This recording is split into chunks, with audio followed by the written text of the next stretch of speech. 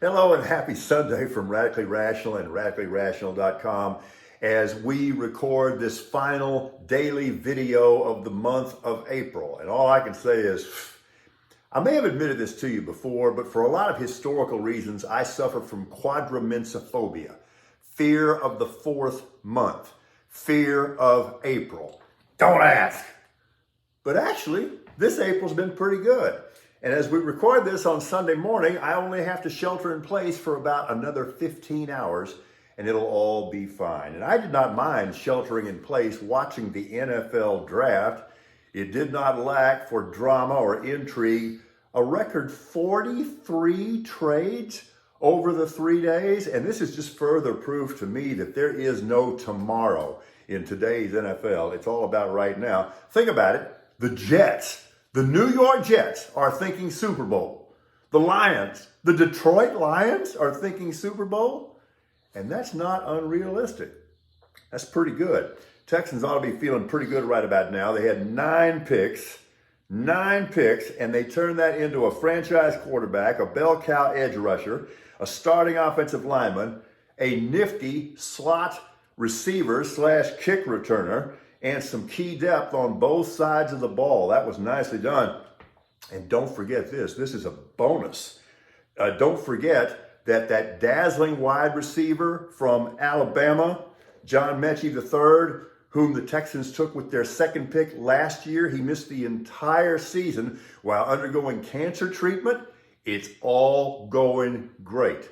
Bless him, and he's one of those guys that can, as they say, take the top off a defense. Cowboys are just set.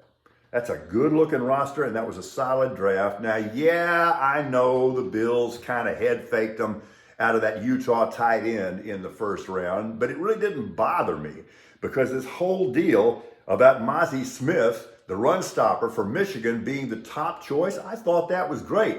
And Micah Parsons thought that was great. And we do whatever Micah Parsons says we do. Second round did produce a tight end, a little bit different guy. This guy is a big inline blocker, Luke Schoonmaker from Michigan, but that is a solid pickup as well. The third round choice, ex-Longhorn linebacker DeMarvion Overshown, a little bit of a third round project in my estimation, but he is very versatile and he will contribute immediately on special teams. You can never get enough good corners in today's NFL. I've been impressed for a couple of years now with Southern Miss product, Eric Scott Jr.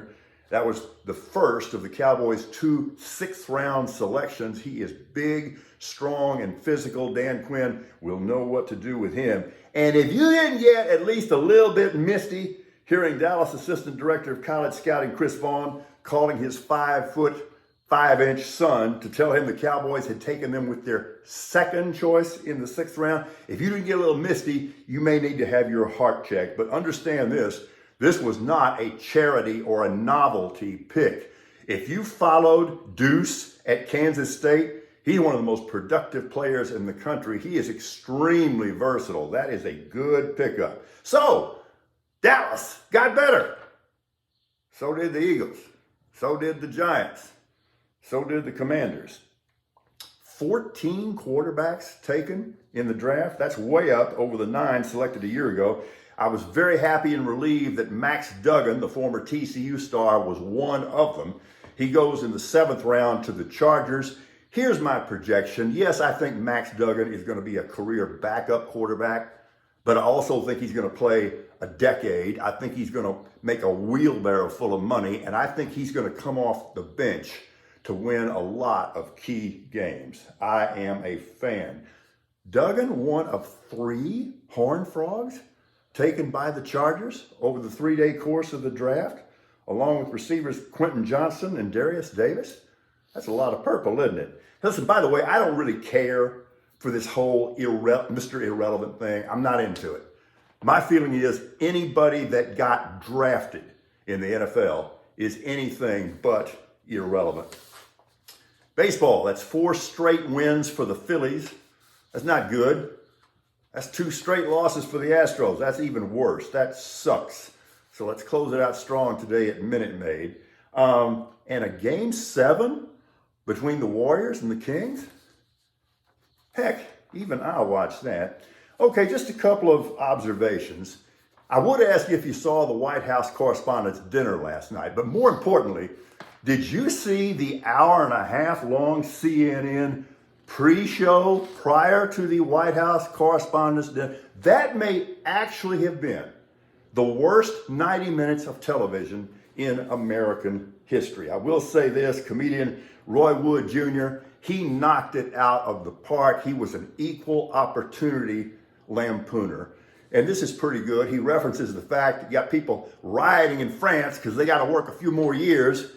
And here we have an 80-year-old man in the United States begging us for employment. I thought that was pretty good. Here's what I don't think is pretty good. We've gotten to the point where just asking somebody, would you please tone it down a little bit with your AR-15? Get you murdered with an AR-15? Do we not realize how insane this is? We are a gun-worshiping society. I'm going to warn you right now, there is no phrase in the English language that is currently more tired or irrelevant than guns don't kill people. The hell they don't. They absolutely do. We have lost our minds. And I'm in the habit of making you a cheeseburger bet from time to time. I'll bet you a double cheese you will never see another SpaceX launch from Boca Chica Beach.